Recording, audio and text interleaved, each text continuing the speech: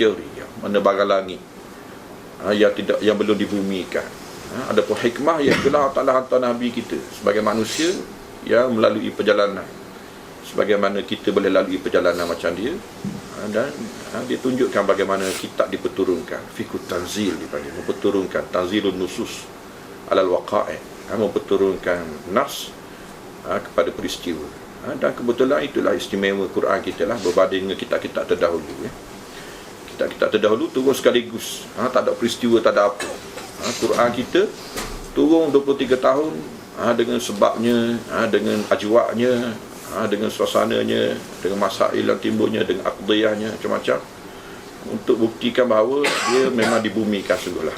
Tak cukup dengan kitab, tak naklah diulangi ahlul kitab yang terdahulu, sekadar kitab tapi tidak diperturunkan ke bumi. Kita ahlul kitab was sunnah, wasumu ahlal jamaah, ahlus sunnah wal jamaah, kalau nak nama lain, li'annal jamaah yal ijtima'.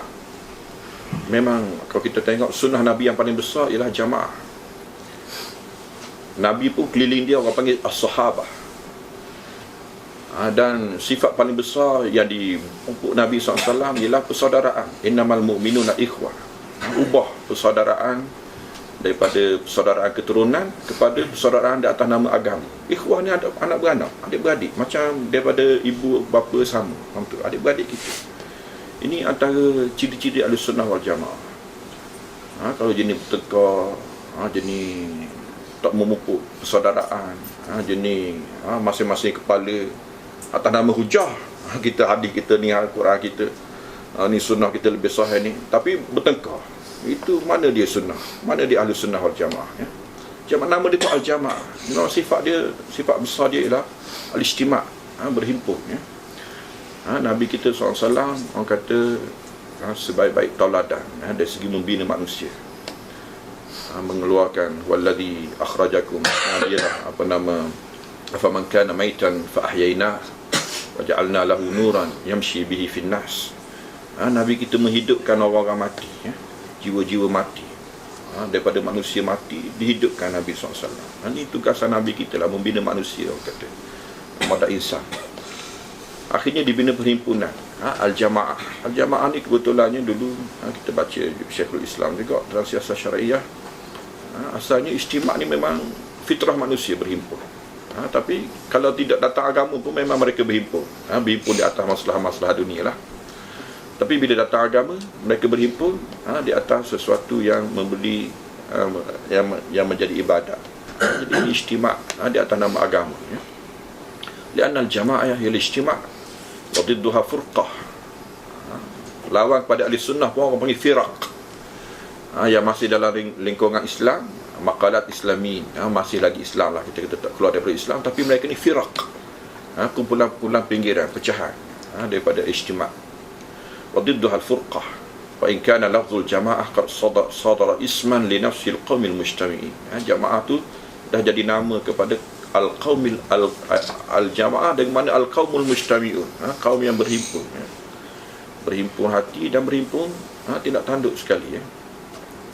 Wal ijma', apatah lagi kita ada satu istimewa, umat Muhammad SAW. Dia ada satu sumber yang lahir selepas kewafatan Nabi SAW, yang dihidupkan oleh Abu Bakar pertamanya. Ijma' dia panggil, al-ijma'. Al-ijma' walaupun tak ada Quran, tak ada hadis, tetapi ulama kita, kalau kita baca usul fiqh pun, dia kata mustanaduhu, menunjukkan dia ada sandaran daripada Quran hadis, dan dia adalah sumber Islam yang disepakati. Ijma'. Ijma', apatah lagi kita kebetulannya macam hadis tadi, alaikum bisunnati wa sunnatil khulafa. Ijma' ni sebenarnya banyak berlaku di zaman khulafa lah. Abu Bakar banyak ijma', ijma' mazhab, ijma' memerangi kaum murtad yang sebelumnya tidak disepakati. Orang tinggal zakat diperangi, tak ada Quran, tak ada hadis, tapi Abu Bakar sebut dan menjadi sepakat. Umar banyaklah ijma' dia. Osman mazhab yang kedua, dan juga masjid meruntuhkan Masjid Nabawi. Riuh orang. Osman meruntuhkan Masjid Nabawi. Sebenarnya isu tak setuju ni, isu orang kata tak setuju dengan pemerintah, bukan barulah. Abu Bakar menerimanya, Umar menerimanya, Osman menerima. Osman banyak. Osman mengutuhkan Masjid Nabawi. Semua orang tak setuju. Apa pula masjid yang dibina oleh tangan Nabi SAW sendiri, rumah bilik-bilik yang milik Nabi SAW, tiba-tiba diruntuhkan oleh Osman. Tapi akhirnya disepakati. Sandaran dia hadis umum. Dia kata dia yang meriwayatkan hadis man bana lillahi masjidan banallahu lahu baitan fil jannah. Perawinya Osman. Dia ambil sandaran umum untuk mengutuhkan Masjid Nabawi dan dibina dengan tausiah dia, perluasan pertama dia lah. Akhirnya ijma' disepakati ya. Membakar mashaf. Budak-budak semalam baca Fadail Quran. Membakar mashaf. Membakar mashaf ni riuh sebenarnya. Umar Abdullah bin Mas'ud pesan ke anak murid dia, mashaf kita jangan bakar, dia kata. Apa pula dia kata bakar suruh mashaf.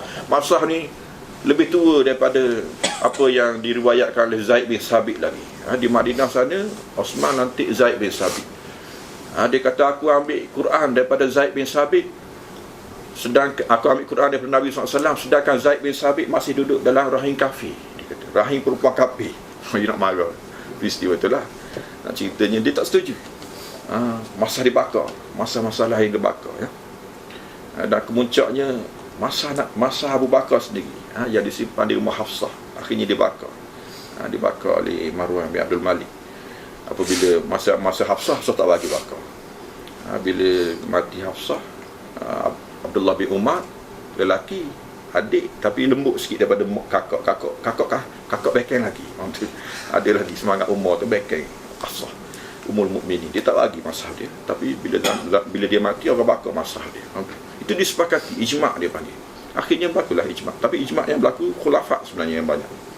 Jadi ijma' ni istimewa. Keistimewaan umat Muhammad SAW selepas kewafatan Nabi, terutamanya khulafah ya. Jadi khulafah ni lah orang kata, walaupun Nabi kita dah wafat, tapi sambungan kepada nafas-nafas Nabi SAW ya. Masih lagi di atas asar, di atas langkah yang sama. Wal ijma' wal aslu thalith. Baik, main sini baik. Tak pakar gitu, tak boleh masuk kamera baik. Wal ijma' wal aslu thalith alladhi yu'tamadu alaihi fil ilmi wad din. Kita ada ijma'. Ijma' lah orang kata antara sandaran nama al-jamaah, al-sunnah wal jamaah, al-ijma'. Asal yang ketiga yang dipegang dalam ilmu dan agama ya. Fahum yazinuna bihadhihi al-usuli thalatha jami'a ma alaihi nas. Jadi cara mereka timbang ilmu, timbang agama dengan tiga usul ini, Alkitab, As-Sunnah dan juga Al-Ijma' min aqwali wa aqwalin batinatin wa zahiratin mimma lahu ta'alluqun bid-din. Semua urusan agama kembali kepada usul yang tiga. Wal ijma' alladhi yandabit huwa ma kana alaihi salaf as-salih. Ijma' yang tersusun betulnya, yang dia ambil kira ialah itulah ijma'. Ijma' peringkat itulah peringkat besarnya ya. Iz ba'dahum kasral ikhtilaf wa antasharatil ummah. Lepasnya banyak canggahan, berseleranya ummah. Summahum ma'a hadhil usuli ya'muruna bil ma'ruf wa yanhauna 'anil munkar. Ini patut baca ni ya. Ahlussunnah wal jamaah ya. Apa jenis Ahlussunnah wal jamaah duk balah benda-benda isu-isu remeh-temeh, faham tu? Tak ada amar ma'ruf nahi munkar, faham tu? Tidak ada ciri, tidak ada kekuatan. Al-amru bil ma'ruf wa nahyi 'anil munkar ni dia tegak di atas izzah, kekuatan, kemuliaan. Al-izzatu wal hikmah ya. Iaitulah tumpang daripada sifat Tuhan Al-Azizul Hakim. Dalam surah As-Saff, Tuhan mulakan dengan sifat Al-Aziz wa huwal Azizul Hakim ya. Sabbaha lillahi ma fis samawati wal ardh wa huwal Azizul Hakim. Sebelum daripada ayat innallaha yuhibbul ladzina yuqatiluna fi sabilihi saffa ka'annahum bunyanun marsus. Jadi Tuhan letak dua nama dia, Al-Aziz, Al-Hakim. Tuhan yang maha perkasa, alladzi la yughlaq, yang tidak boleh ditewaskan, Al-Hakim, yang bijaksana. Jadi betullah kumpulan yang ada kekuatan dan ada kebijaksanaan ya. Sebab al-amru ini dah bahasa Arab pun al-amru, macam tafsir ayat kuntum khaira ummatin ukhrijat linnas ta'muruna bil ma'ruf wa tanhauna 'anil munkar. Ini dia kata la yakunu illa min jihati isti'la. Dia tidak berlaku melainkan kalau kita berkuasa. Kalau kita duduk tempat tinggi. Dalam bahasa Arab kita tahulah al-amru ni dia ada 3 regu. Dia kata al-amru, ad-du'a'u, al-iltimas. Semua guna fi'il amar. Tapi makna lain-lain, ya. Ad-du'a guna fi'il amar, tapi orang bawah kepada orang atas, ya. Allahumma ghfirli.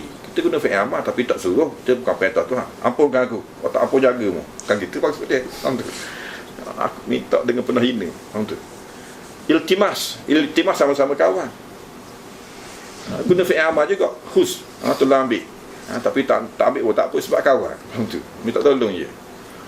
Tapi kita ada al-amru. Al-amru ni lah guna fi'il amar tapi dengan makna amar yang betul, ya. Iaitulah min jihati isti'la. Daripada orang tinggi kepada orang bawah. Jadi ni Ahlussunnah wal Jamaah. Dia kena ada ketinggian. Sekurang-kurangnya tinggi jiwa lah seorang-seorang. Macam Sahibu Yasin. Sahibu Yasin waja'a rajulun min aqsal madinati yas'a qala ya qaumi tabi'ul mursalin. Ini kalau kita buka Said Qutb fi Zilal, dia kata apa yang menyebabkan Sahibu Yasin, seorang-seorang dia, mari dia ada hujung kampung, tidak dikenali, tiba-tiba berani bercakap,